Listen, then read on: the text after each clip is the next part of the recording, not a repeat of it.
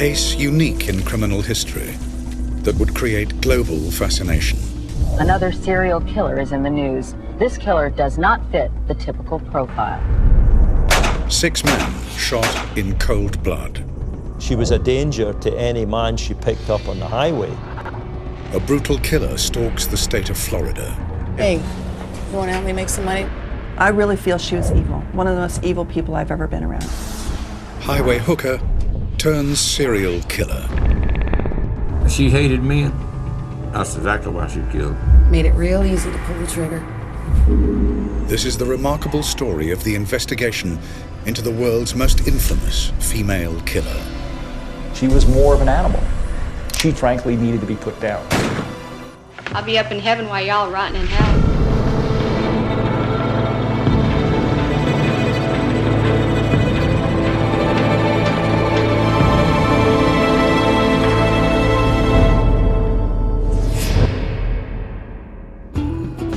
Daytona, Florida's most famous beach and a magnet for holidaymakers and America's retired. As the 1980s draw to a close, a dark cloud is brewing over the Sunshine State. December the 1st, 1989, police recover an abandoned vehicle. The car has been stripped of ID and wiped clean of prints. The owner is missing. Lieutenant Steve Binniger is initially unconcerned. A lot of people go missing in this state because it's a very transient state. I mean, the state of Florida attracts people from literally worldwide.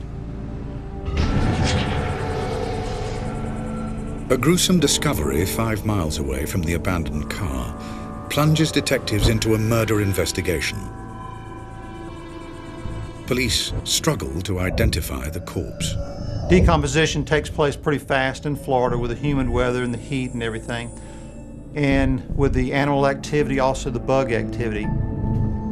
Senior crime lab analyst Merv Stevens is familiar with the difficult process of identifying bodies. A lot of times the performing doctor will go ahead and remove the hands, send them to a crime laboratory, and then I may have a day or two to work on them. It's a very tedious process, something that we don't look forward to doing, but somebody has to do it. From the fingerprints, police identify the victim as divorced electrician Richard Mallory, shot 4 times with a .22 caliber pistol. What are you doing?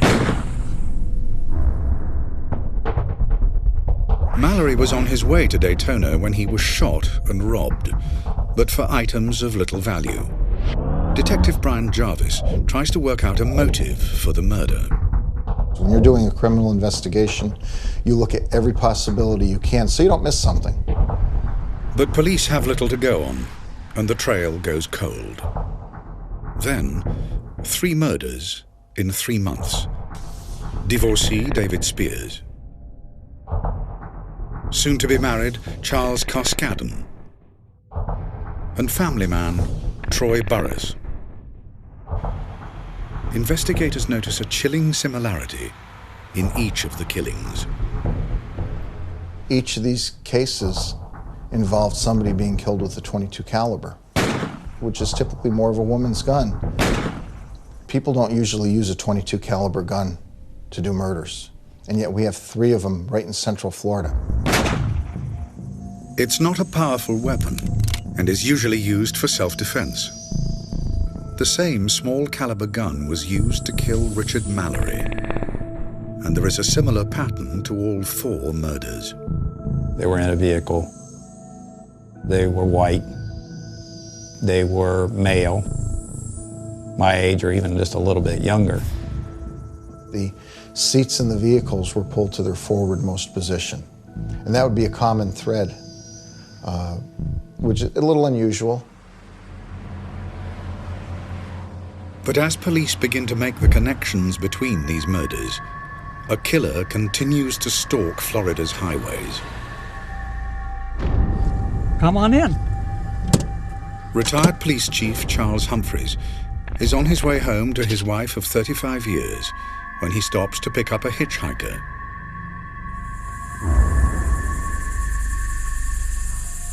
If you want money, I've got money.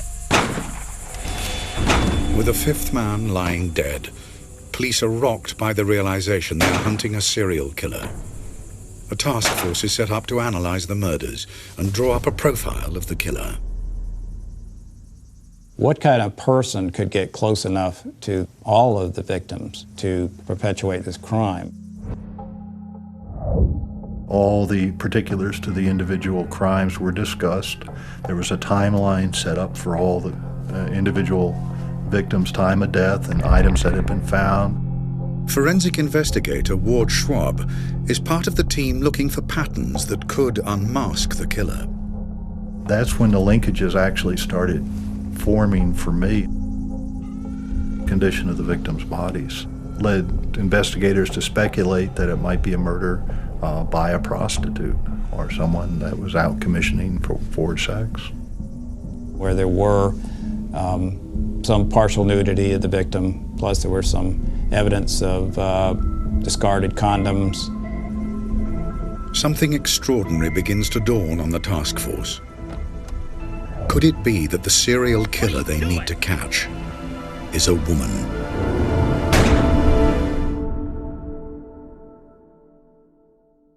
Get out of the car! 5 men shot. Their bodies and cars scattered across Florida's interstates. Just move now. County detectives believe they have a highly unusual case on their hands. They suspect the killer they are looking for is female, soliciting along the highways to get close to the men she robs and murders. There was no other documented female serial killers that we could think of. You wonder, how do they act as compared to a male serial killer? The 5th and latest victim is retired police chief Charles Humphreys, who was returning home from his job as a child welfare officer. When we examined the body further at autopsy, it looked like he had actually been spinning and was being shot as he was turning, like he was trying to get away. The painstaking search for clues at Florida's Central Crime Lab is frustrated by the killer's attention to detail. Lab analyst Merv Stevens processes the evidence in the hope of finding a single print. The individual that was committing this crime was very methodical as far as trying to wipe down all the evidence that they knew possible that may lead the crime scene back to them. Frustrated by the lack of evidence to move the case on, unsolved crime files are reopened in a bid to try and find a lead. The case of missing missionary Peter Seams stands out. Peter Sims was a middle-aged man traveling alone on Florida's interstate. Investigators discover that Seams' abandoned car was found not far from where the 4 other victims' vehicles were dumped. We felt there could be a very good connection here between Peter Sims' vehicle and the other homicides that were occurring. Other cars had been wiped clean, other vehicles had their license plates removed, and every other vehicle had the seat pulled forward. But with the Seams case, there's one crucial difference. The missing man's car has been crashed, and there is a vital piece of evidence inside. A bloody palm print.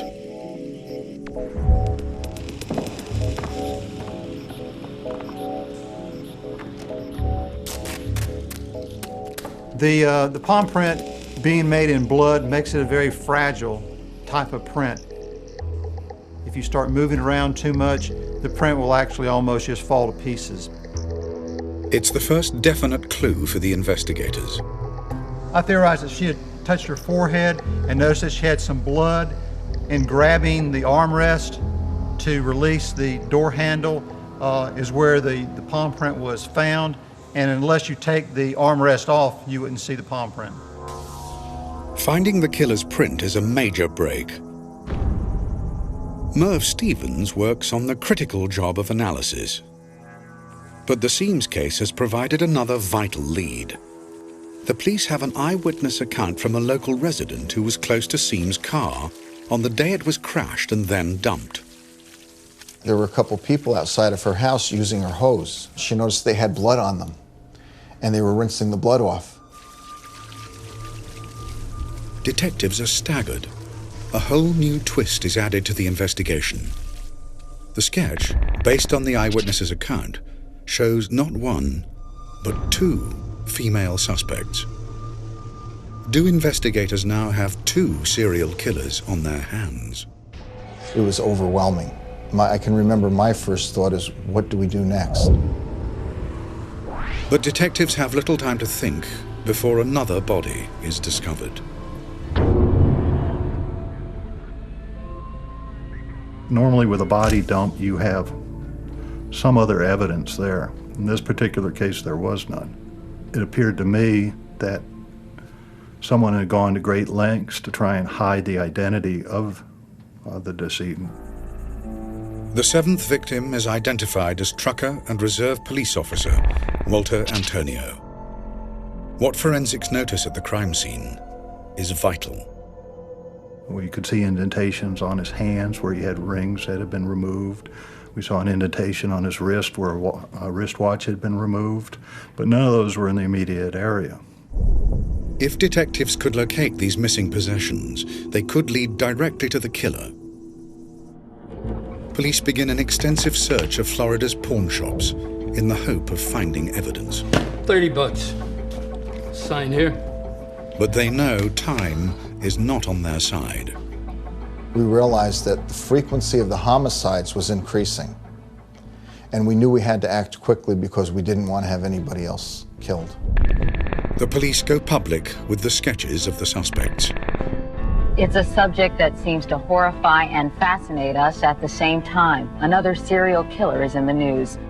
This killer does not fit the typical profile. It was a tough decision because once you release that, you don't know how the public's going to react, if they're going to panic, if they're going to help, what's going to happen, and you really have to be prepared for it. And at this point, we were prepared to release them. Within hours of the report, hundreds of tips come flooding in. There was a sketch of a lady that looked very much like the lady I'd picked up the night before. It said that they suspected there might be a woman going around as a serial killer. And it said, you know, if you've had an encounter with anybody that resembles this person, you know, contact the police. So I told my wife, I said, I should probably give the police a call, and I did. Ted Teschner is one of many who respond to the appeal for information. I was heading north on the road and pulled over because I thought at the time that you know, a lady getting picked up by some guy might get hurt. I thought I was doing a nice thing by picking her up, and I said, well, you know, you're welcome to take a ride in there. She got into the car. She had a bag that she was fidgeting with in her hands. She asked me, you know, do you think I'm a prostitute? And I thought, well, that's a strange question. I said, no, I just thought you were a lady that was in need of a ride. I wasn't picking her up to get those services, so, you know, she didn't want to stay with me long. The investigators can now begin to build a profile of the suspects. The leads coming in were pretty good. You don't always get that lucky. They point to two women who stay in the Daytona area who match the description of the eyewitness sketch. Part of the leads indicated that they had stayed at the Fairview Motel under the name of Cammie Marsh Green, then room number 8. We had the Volusia County Sheriff's Office checked their pawn records to see if there had been anything pawned in any of these names. And what they found was that Cammie Green had actually pawned a couple of items. We got the pawn tickets from them, and one of those pawn tickets included the items that had been taken from Richard Mallory, a radar detector and a 35mm camera. Let's fill this up. Police quickly realize that Cammie Marsh Green is a false name. But the pawn shop has provided detectives with a vital piece of evidence. All right. At that time, you were required to put a fingerprint on the pawn ticket. Well, fingerprints don't lie. Thumbprint here.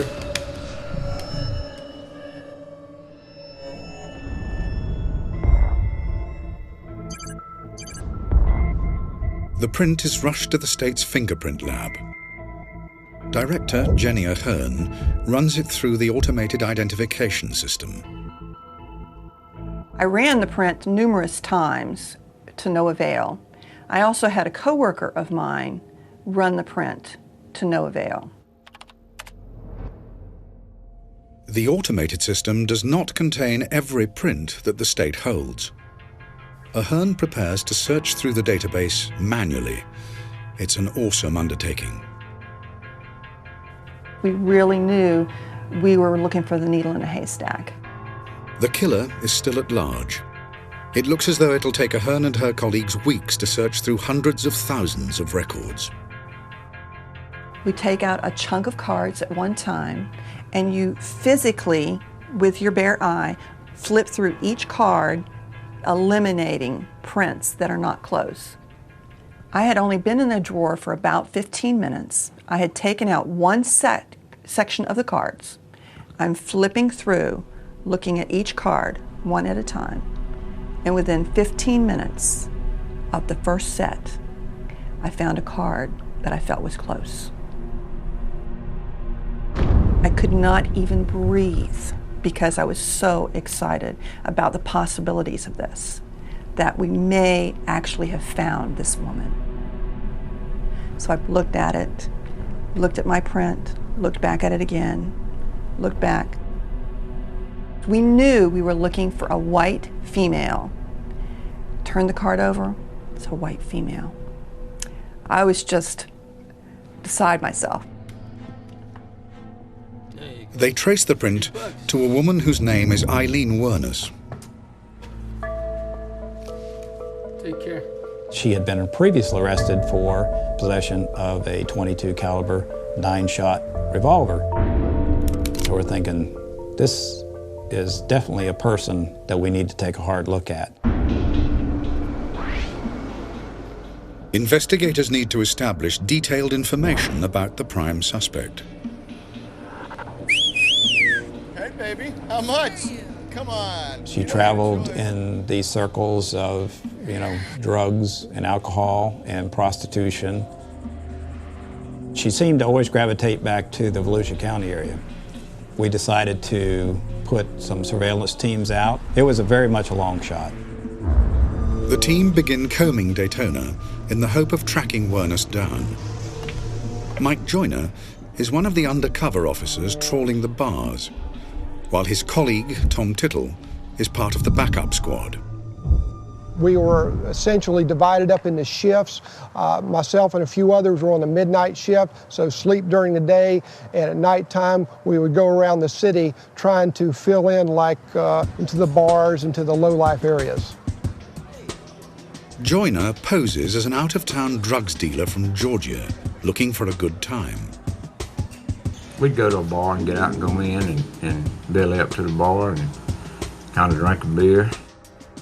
The trail for Wuornos leads them to a notorious biker bar, the last resort. It was pretty unique. The ceiling was made up of bras and women underwear, where they had evidently taken them off and put it in the ceiling, stuck them up in the ceiling with pins and stuff. Owner Al Boeing confirms that Aileen is a regular at the bar, usually drinking with her lesbian girlfriend, Tyria, who she'd been seeing for nearly a year. She used to come in with a girlfriend, Ty. They'd come in for a few beers, hang out for a little while, and take a leave, and the next day they'd come back in, then they'd be gone for a few days, and just like anybody else. But days go by, and neither woman shows up. Detectives discover that Tyria and Aileen have separated, leaving Wuornos broken-hearted. They fear she may have left town. Finally, one night, I got lucky, and I walked in the bar, and there she was. The investigators had put together as a sketch what she looked like, and there was no doubt the lady I was looking at in that bar right then was Aileen Wuornos. Going out and make some money? No, I'm not interested. Get out of here. Get out of here. She made it quite clear that she was a lesbian, and she was a streetwalker, and that's how she made her money. Have detectives finally cornered the killer? State Prosecutor Dave DeMoore knows the stakes are high. If she were to lose surveillance and go out and kill somebody, can you imagine trying to explain that to a group of journalists Why, knowing that you have the chief suspect, that you were able to lose her and she committed another murder? You want a drink? Damn right. Can Joyner lure the streetwise Wuornos into his trap? He needs to secure evidence so police can charge her with murder.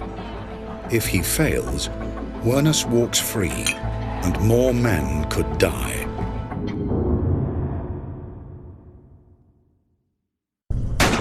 With 6 men dead and 1 man, Peter Seams, missing, investigators have tracked down and put their prime suspect, Aileen Wuornos, under surveillance at the notorious biker bar, The Last Resort. The stakes couldn't be higher. My thinking was we found her. We know where she's at, let's don't lose her. I don't want to be her next victim. You want a drink? Damn right. 2, please. Undercover officer Mike Joyner needs hard evidence, fast, so the state can charge Wuornos with murder. How's it going? It's going. If the operation fails, more men could die. She wants cigarettes, I'll buy her cigarettes. She doesn't have any money. You want a cigarette? Yeah. As Joyner strikes up a rapport with Wuornos, his support team wait anxiously nearby. My group was set up directly across the street from the bar. There was others down the street. And so we had our wire where we could listen to all the conversation that was going on because Mike had the wire on his body. What are you hanging around for? You gonna screw or what? We conferred with the undercover officers too, because they would come and go out of the bar. These 2 guys were excellent undercovers, and I have a great amount of respect for them personally and people who can do that kind of work.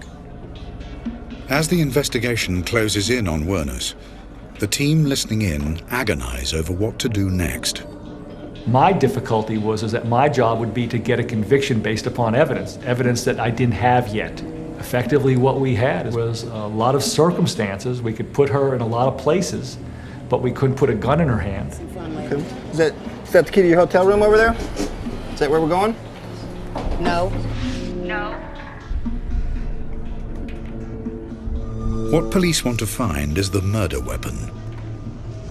If Wuornos has a .22 caliber gun in her possession, it'll be crucial evidence. I honestly believed that she had a gun in that bag. So what you got in the suitcase? A little something sexy for later? Damn it! One more. Relax. I get you another one. I'll get you another one. Relax. Relax. It was starting to get intense because we knew we can't lose her, and of course the safety of the officers was paramount. I said, we've got to arrest her. We cannot let her leave here on the back of a Harley Davidson. Do I think I was going to be the next victim? Yes, I sure do now. But if I had a family, and I sure did want to get back to them. I was ready at the last bar.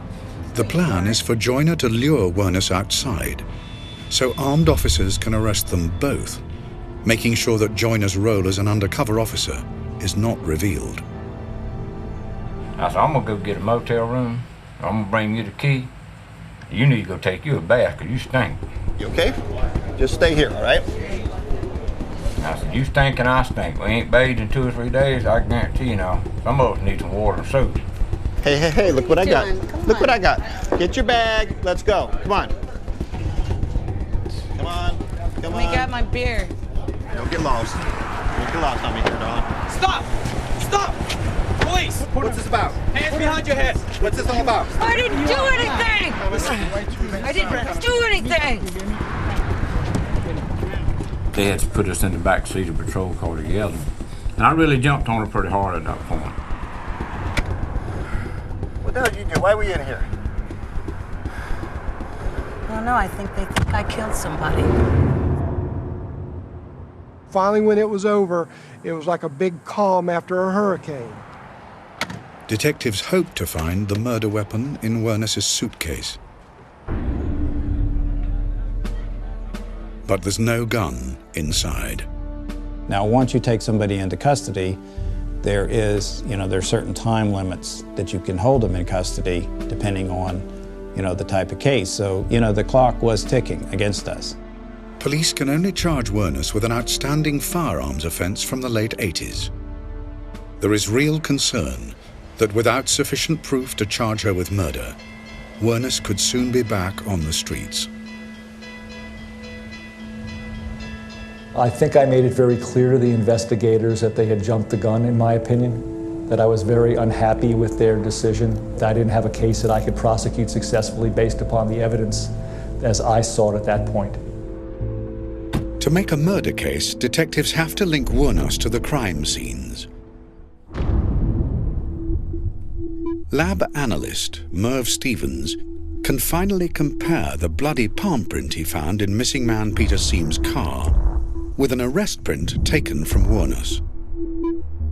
Once I have my photograph of the area, I tried to look for identifiers. In this case, this flexion crease that is appearing in the latent left and also in the inked palm print. Then I try to look for the uniqueness, and you can go through and find points of identity in both photographs.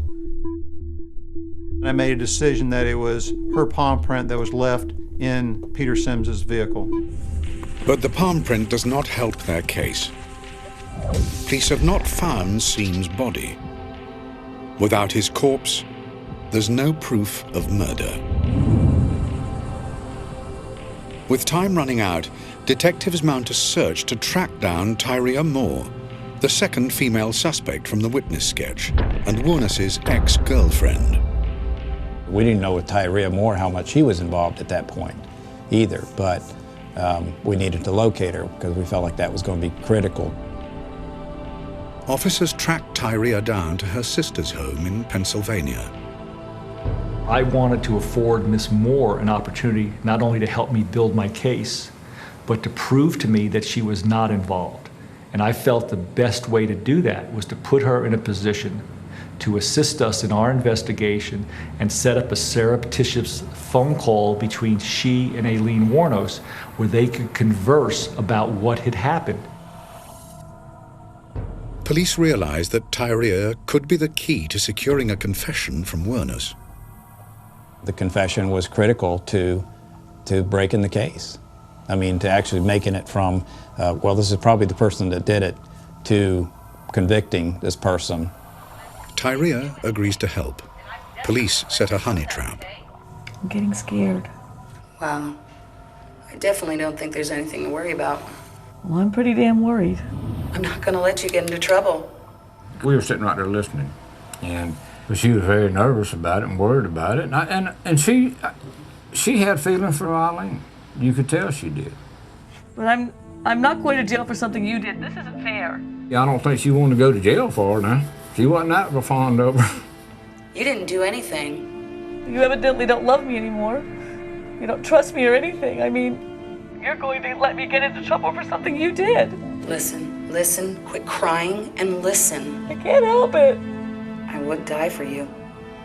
Would you? That's the truth. I'd gladly die for you. I'll just wait for you on the other side. I love you. I really do love you. I love you a lot. I don't know whether I should go on living or just... I'm not going to let you go to jail. If I have to confess, I will. Aileen, we have 6 murdered victims. I want to know. It's make or break time for the case. Despite the damning honey trap call with Tyria, the police still need a full confession from Wuornos to try her for first-degree murder. As Wuornos faces a police interrogation, Public Defender Michael O'Neill reminds his client of her rights. That's my job as a defense attorney, to protect her interests at that point. I have to try and convince her not to make any statements and not to give any confession about anything, and told her that she had that right to remain silent, and it would be my advice to her to use that right and don't say anything. But no matter what I said, she wouldn't have it. 8 days after her arrest, police finally ask Wuornos the question that proves decisive. I want to know, was Tyria involved in these killings? I did the killings. It was me. Go ahead and put me in the electric chair. Her total focus was on her friend and protecting her friend. She She showed absolutely no concern about herself and her own fate. The police tactic of convincing Aileen of the need to save Tyria from prosecution has paid off. Had it not been for that connection between her and Ty Moore, and I would give her this as far as some humanity, she was attempting to protect Ty Moore. You can't take that away from her. There is a link of humanity there. That's one of the only decent things that I saw her do. The more she talked to him, the more I realized that the consequences for her would likely be severe. Most of the time I was drunk as hell. It really didn't matter. I was a professional hooker. I give him a little shit, you know. Made it real easy to pull the trigger. Forensic psychologist Dr. Glenn Caddy is shocked by the picture that emerges of Wuornos' descent into a life of crime and prostitution. It was clear that this woman had an exceptionally, profoundly impaired history. I know that there was a substantial amount of child sexual abuse to which she was subjected. Abandoned by her mother and paedophile father, Wuornos was brought up by her grandparents. As an escape from the savage beatings from her grandfather, Laurie Wuornos, the young Aileen quickly learned to blank out her emotions and use any means by which to gain acceptance. By age 7 or 8, she was hypersexual. I believe the records indicate that she was called a cigarette pig. And the issues were that she would swap sex by age 8 or 9 for whether it be oral sex on a man or intercourse, for cigarettes and for money. The whole rearing experience and how she functioned was consistent with really high trauma events in childhood. At some point in time, I think Aileen had basically said, I've had enough. I'm tired of being taken from. I'm going to take. What more could she take than these men's lives? Having secured the vital confession, the next priority for detectives is to find evidence to make the prosecution case watertight. Is there any property that you might have collected from these victims that you stashed somewhere? Nah. I just flung them out the window as I was driving. Detectives track down a lockup rented under Wuornos' alias, Cammy Marsh Green.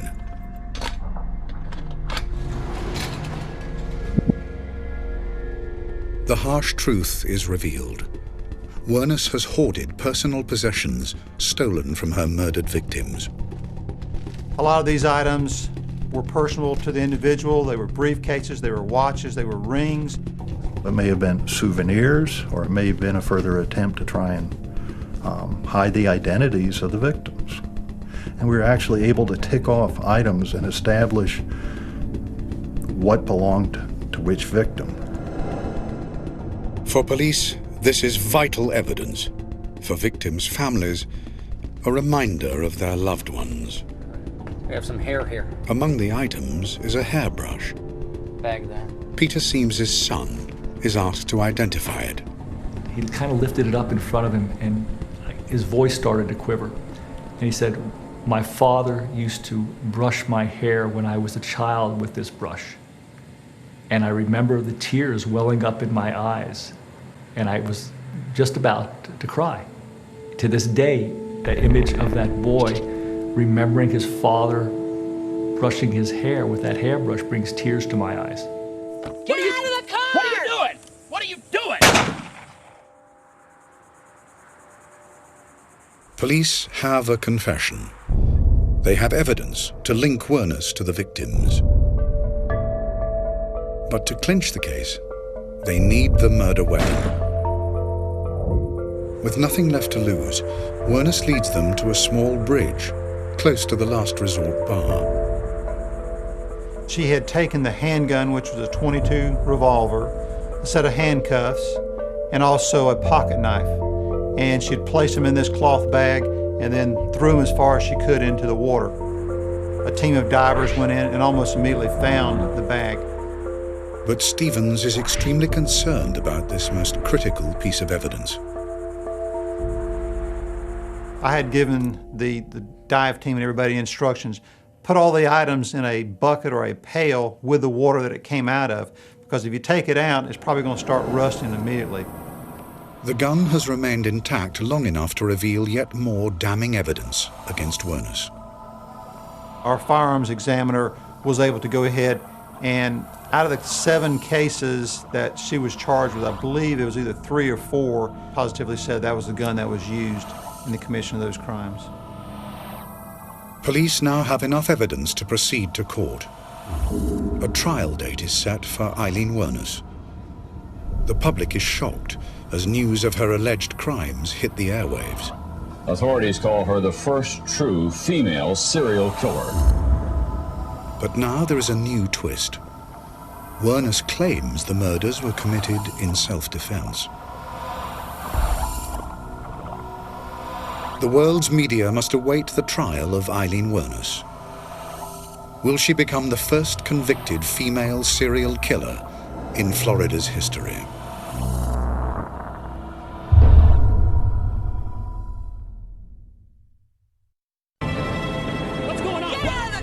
Aileen Wuornos has been arrested and charged with the serial murder of 6 men. Made it real easy to pull the trigger. In a plea bargain, she admits to 6 murders, hoping to swap her confession for a life sentence rather than death row. I did the killings. It was me. But Wuornos' plea bargain is rejected. She will be tried for her life. Up, rape me, or kill me. The main thing about Aileen Wuornos was she was a female serial murderer. And that's why the state would be out to get the death penalty on her. First up is the murder of Richard Mallory, Aileen's first victim. Wuornos pleads self-defense. You shot him immediately, didn't give him a chance to say anything, did you? Am I supposed to stop the clock and say, rationalize with this guy who wanted to kill me? She described herself as having her neck tied to the steering wheel by a steel cord and having it cut and bleeding. He was going to kill me. He was going to beat the living daylights out of me, choke me to death. There was no blood in the vehicle when it was found by us, no trace evidence to suggest that she had been tied to the steering wheel. Wuornos' testimony does not convince. Ex-girlfriend Tyria, who is not facing any charges, has become a state witness against her. We were sitting on the floor watching TV, and she just come out and said, I have something to tell you.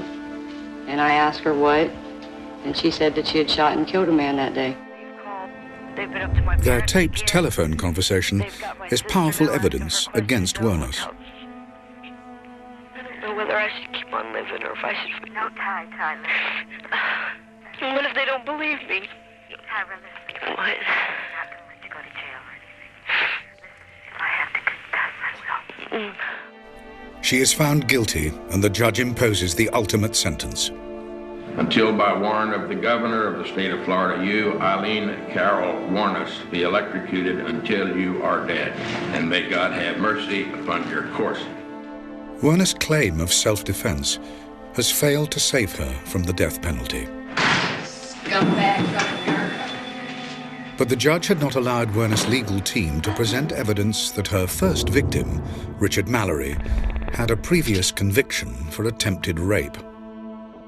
The fact that he had a conviction years earlier didn't put the gun in his hands. She was the one that carried the gun. She was the one that had it with her, and she was the one that took it out and shot him. When the jury advised us that they were recommending to the judge that Aileen Wuornos should be put to death, I felt it was justified. I was fine with it. I had no qualms in my heart or my mind that it was the right decision. In March 1992, Wuornos pleads no contest to the murders of Charles Humphreys, Troy Burris, and David Spears. Probably get 3 more death row sentences, and then I got to go to Pasco and Dixon for 2 more death row. How many times you got to kill me? Then, in June 1992, Wuornos pleads guilty to the murder of Charles Carskadden. The following February, she's found guilty of the murder of Walter Gino Antonio. She now has 6 death sentences on her head. The victims' bereaved families welcome the verdicts. She had shot him 7 times. She's just evil. She's a horrible, evil person. As the body of Peter Seams is never found, Wuornos is not charged with his murder. As Wuornos waits on death row, her defense team mount an appeal against her sentence.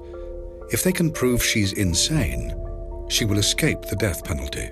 You have the right to an appeal. Mr. Glazer, is that going to be handled by you or the Your public wife and defender? kids get raped. I would ask that you would Right point the public's office. But Aileen Wuornos insists she is sane. She instructs her legal team to drop her appeal against the death penalty. They comply with her wishes. She was controlling her own death because she was a volunteer to be executed. I'll be up in heaven while y'all rotting in hell. She did not have to be executed. She could have continued with her appeals, and it would have been much more difficult for the state to execute her, even a serial murderer. I have made peace with my Lord, and I have asked forgiveness. In 2002, Aileen Wuornos has been on death row for 10 years. Debate rages as to whether she should face execution. Dr. Glenn Caddy assesses whether she is competent to die. My conclusion was that this woman was extremely mentally unstable, that she was not competent because she was suffering a profound delusional disorder. But the state decides that Wuornos is fit to face execution. It's time. At 9:45 a.m. on October the 9th, 2002, Aileen Carol Wuornos leaves her cell for the last time.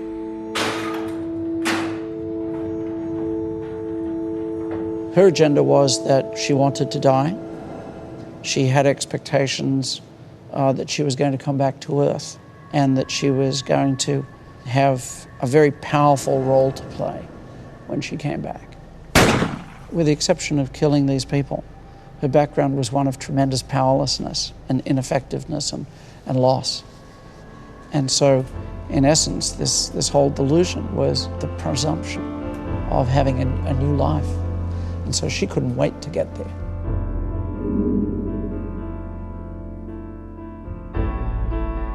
Wuornos receives a lethal injection.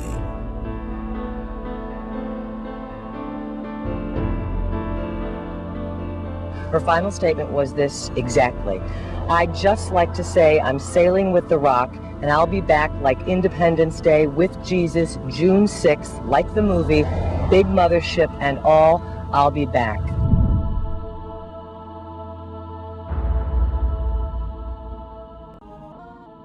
A year after her death, Hollywood releases a movie based on Wuornos' life. Some of those involved in the case feel differently about the fictional portrayal of a woman they met in real life. I know that Hollywood has tried to portray her as an empathetic, sympathetic person driven to this. That was not Aileen Wuornos. That was not her life. Give me that damn gun. I don't believe Aileen Wuornos should have been executed. I felt that she was a hideously tragic figure. Her mental state was one of progressive deterioration from probably age 4 onwards. Her circumstances, all of them, were tragic.